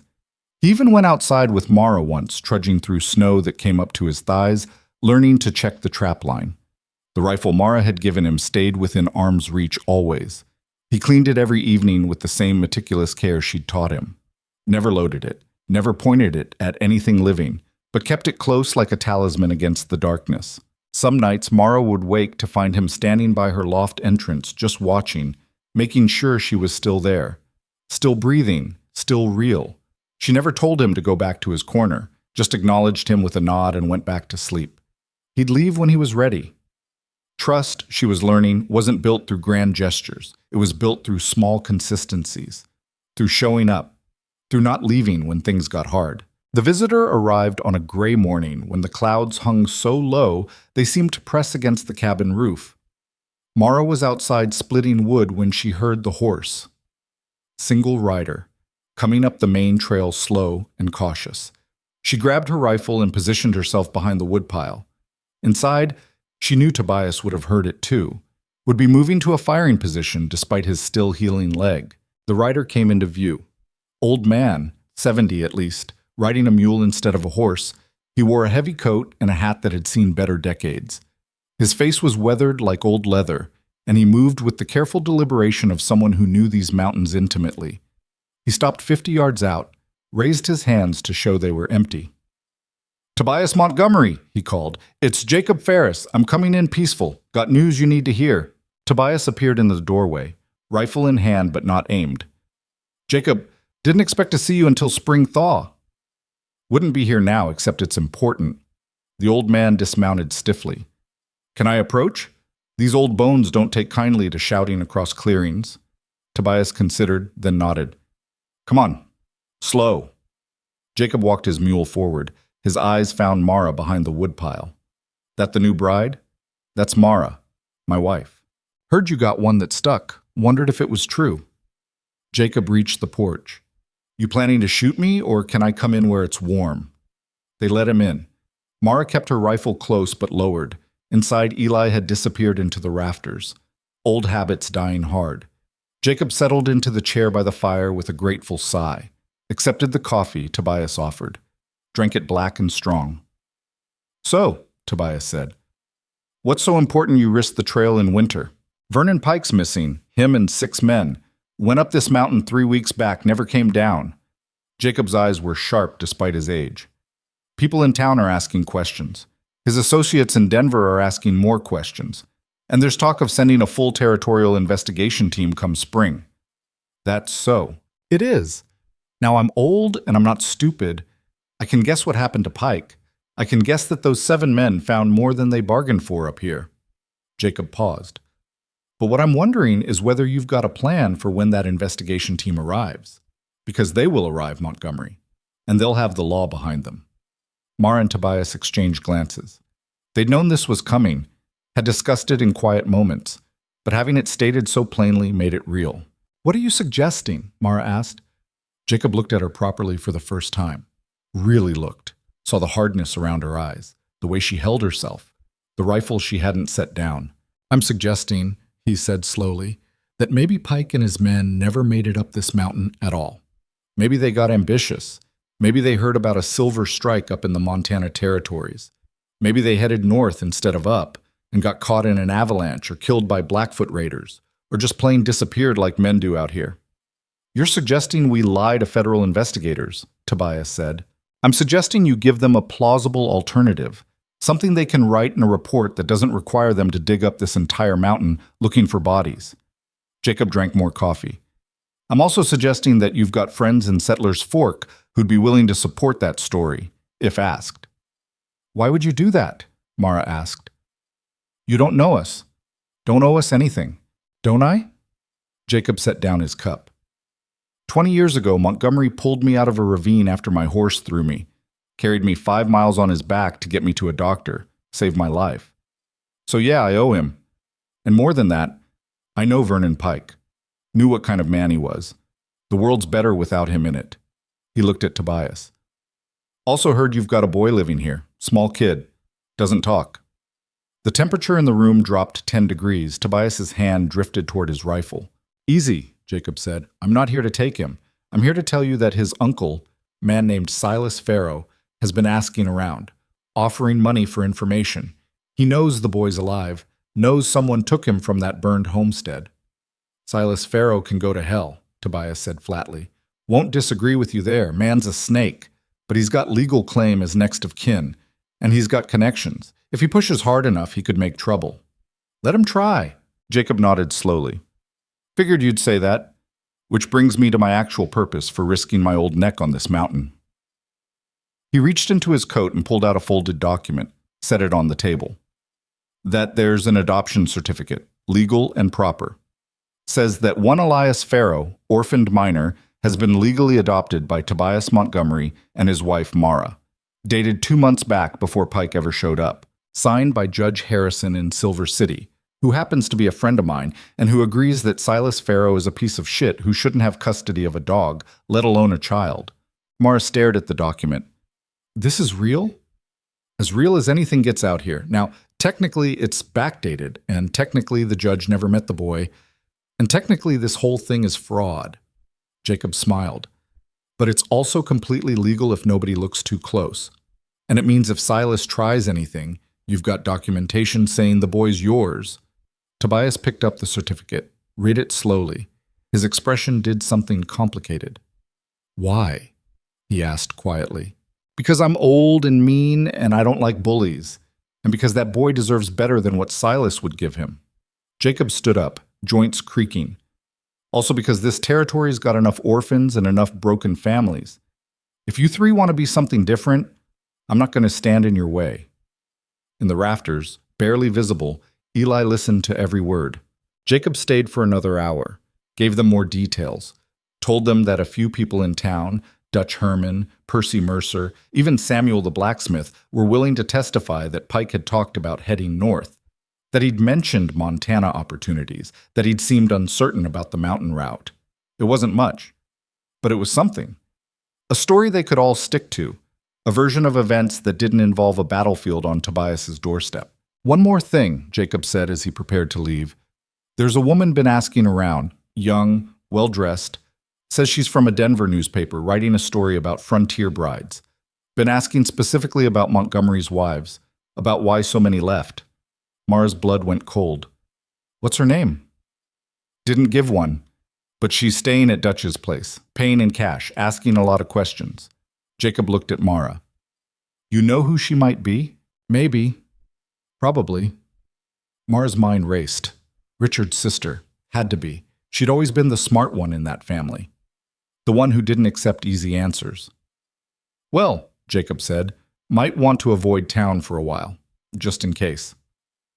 After he left, Mara and Tobias sat in silence for a long time. The adoption certificate lay on the table between them, legal proof that Eli belonged to them, that they were, at least on paper, a family. This changes things, Tobias said finally. Does it? Legally, yeah. We're responsible for him now, not just morally, legally. We were always responsible for him, Mara said. This just makes it official. From the rafters, Eli descended, moved to the table, looked at the certificate with wide eyes. Tobias pulled him close. Awkward, he wasn't good at affection, but genuine. You're ours now, boy. That paper says so. Nobody can take you away, not your uncle, not the law, nobody. Eli buried his face in Tobias's chest. His shoulders shook. Not crying exactly. Something deeper than crying. Relief, maybe. Or the release of fear he'd carried so long it had become part of him. Mara reached out and put her hand on Eli's back. The three of them stayed like that, connected, quiet, whole. But the moment couldn't last. Reality pressed in. The woman asking questions, Tobias said. Richard's sister? Probably. Catherine. She never believed I killed him for money. Knew there was more to the story. Mara withdrew her hand. If she's here, she's close. Too close. What do you want to do? Mara thought about running, about packing up and heading deeper into the wilderness. Montana, maybe. Or north into Canada where American law couldn't reach. But she was tired of running. Tired of looking over her shoulder. Tired of letting fear dictate every decision. I want to face her, she said. Talk to her. Tell her the truth. That's risky. Everything's risky. But maybe... Mara paused, choosing words carefully. Maybe she deserves to know what her brother really was. What he did. Maybe if she knows, she'll stop looking. Tobias was quiet for a long moment. Or she'll turn you in anyway. Blood's blood. Maybe. But I have to try. They prepared for 3 days. Tobias worked on getting his legs strong enough to make the trip down to town. Mara organized their story, rehearsed what she'd say. Eli stayed close, sensing the tension, his eyes tracking between them constantly. On the morning of the 4th day, Mara descended the mountain alone. She'd argued with Tobias about it. He wanted to come, wanted to be there if things went wrong. But she needed him to stay with Eli, to protect the boy if this went bad and she didn't come back. The trail was easier going down than it had been coming up. Mara made good time, reaching Settler's Fork by mid-afternoon. The town looked different now, smaller, less threatening. She'd faced worse than frontier gossip. She found Catherine Vance at Dutch Herman's saloon. The woman was exactly as Mara remembered. Late 20s, dark hair pulled back severely, expensive clothes that looked out of place on the frontier. She sat at a corner table with a notebook, writing something. Mara approached directly. "Hello, Catherine." Catherine looked up. For a moment, she didn't recognize Mara. Too much had changed. Then her eyes widened. "Mary? My God, is that... Mary, we thought you were dead." Mary, her real name. The one she'd left behind in Colorado. "Can we talk?" Mara asked. "Somewhere private?" They went to Catherine's room, a small space above the saloon, basic but clean. Catherine locked the door and turned to face her. "Where have you been? Do you know what kind of hell broke loose after Richard, after he—" Catherine couldn't finish. "After I killed him," Mara said. "Yes, I know." "You admit it." "I do." Catherine sank onto the bed. "Why? He gave you everything, a home, status, money. Why would you—" "Did he give me the bruises?" Mara interrupted. "The broken ribs? The concussion when he threw me down the stairs? Did he give me those too?" Catherine went very still. "What are you talking about?" "Your brother was a monster, Catherine. Behind closed doors, away from all his wealthy friends and political connections, he was a violent drunk who liked to use his wife as a punching bag." Mara's voice was level, clinical. "I survived 2 years of it. I tried to leave. He threatened to kill me, threatened to kill my family. So I stayed. And I endured. Until the night he came home ready to finish it. That's when I fought back. No, Richard wouldn't, he wasn't. He was! And deep down, I think you knew it. Why else would you come all this way? Why else would you refuse to accept the easy story?" Mara moved to the window, looked out at the mountain. "You knew something was wrong. You just didn't want to admit your family could produce someone that cruel." Catherine's hands were shaking. "I don't believe you." "Then don't. Turn me in. Collect whatever reward your family's offering. Watch me hang." Mara turned back to face her. "But before you do, ask yourself why Richard went through 3 previous engagements that all ended mysteriously. Ask yourself why those women all left town suddenly. Ask yourself what you really knew about your brother when no one else was watching." The silence stretched out. Catherine stared at her hands, at the notebook she'd been using to track down her brother's killer. "He broke Elizabeth Grantham's arm," she said finally, quietly. "The second engagement. I was 14. I overheard my mother and father arguing about it. Father paid the Granthams to keep quiet. Paid them a lot." She looked up, eyes wet. "I didn't understand then. Didn't want to understand." "And the others?" "I don't know. Father handled everything. Made it all disappear." Catherine's voice cracked. "I loved my brother. I wanted him to be good. I needed him to be good. So I ignored the signs." Mara sat down next to her. Not close, but present. "I understand. It's easier to believe the lie than face the truth, especially when the truth is ugly. Did he suffer? When you—" "No, it was fast." Catherine nodded slowly, wiped her eyes. "I should hate you. You killed my brother. I should turn you in." "Yes, you should." "But I don't think I can." Catherine looked at Mara, really looked, saw the scars, physical and otherwise. Saw the hardness that came from surviving the unsurvivable. "What happened to you after?" "I ran. Ended up here. Married a man who lives on that mountain. We have a son now. Adopted. It's not a normal life, but it's mine." "You're happy?" The question surprised Mara. Happiness seemed like such a foreign concept, but thinking about Tobias and Eli, about the cabin and the mountain and the hard-won peace they'd built. "Yes," she said. "I think I am." Catherine was quiet for a long time. Then she closed her notebook, set it aside. "I'm going to tell my family I couldn't find you, that the trail went cold in Silver City, that you probably died somewhere in the territories." "Why?" "Because you suffered enough. Because my brother was a monster and you were his victim. Because sometimes justice and the law aren't the same thing." Catherine stood up. And because I'm tired of protecting the Vance family name at the expense of the truth. Mara felt something release in her chest. Not quite forgiveness, not quite freedom, but something close. Thank you, she said. Don't thank me. Just, Catherine paused. Just live well. Have a good life. Make his death mean something. They parted at the edge of town, Catherine heading south toward civilization and a family she'd have to lie to. Mara heading north toward the mountain and the family she'd chosen. She climbed through afternoon light that turned the snow gold. Her legs burned. Her lungs ached. But she kept moving. When the cabin came into view, Tobias was outside chopping wood despite his leg. Eli was helping, stacking the split logs with careful precision. They both looked up when she appeared. Tobias set down the axe. Eli dropped the log he was holding and ran toward her. The boy hit her like a small cannonball, wrapped his arms around her waist, made a sound that wasn't quite a word but meant everything anyway. Mara hugged him back, felt Tobias approach, his solid presence a comfort. Well? Tobias asked. She's leaving, going back to Denver. She'll tell them I'm dead. You believe her? Yes, I think I do. They stood there in the snow. 3 people who'd found each other through violence and desperation and the simple need to not be alone. The light faded around them, but neither moved to go inside. Not yet. Winter would continue. Spring would come eventually. The world would keep turning. There would be more challenges, more threats, more moments when survival hung by a thread. But they'd face them together. That night, they ate dinner as they'd gotten used to doing, around the table, talking about small things, the traps that needed checking, the supplies they'd need to restock, the roof repair that should happen before the next storm. Normal conversations, boring conversations, the kind of mundane talk that meant safety and stability and home. After dinner, Eli showed them a new drawing, the cabin again, but this time he'd added details.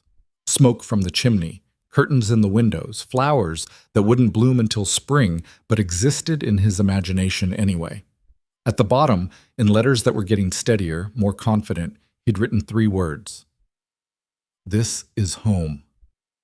Tobias put the drawing on the wall, used a nail and hammer, made it permanent. Yeah, he said quietly. Yeah, it is. That night, Mara slept without nightmares for the first time since killing Richard. She dreamed instead of spring, of the mountain in bloom, of Eli laughing, an imagined sound she'd never heard but hoped one day to. She woke to morning light and the smell of coffee. Climbed down to find Tobias already up, making breakfast. Eli was setting the table, organizing forks and knives with solemn concentration. Morning, Tobias said. Morning. They moved around each other with practiced ease, a rhythm they'd developed without planning. Mara poured coffee. Tobias flipped eggs. Eli filled water cups. Outside, the mountain was silent.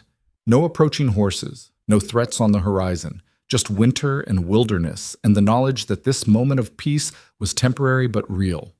They'd fought for it, bled for it, killed for it, and it was theirs.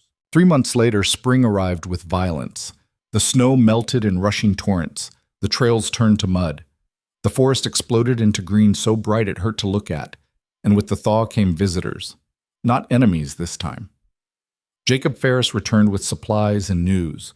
A trader from Montana brought seeds for a garden Eli had been planning.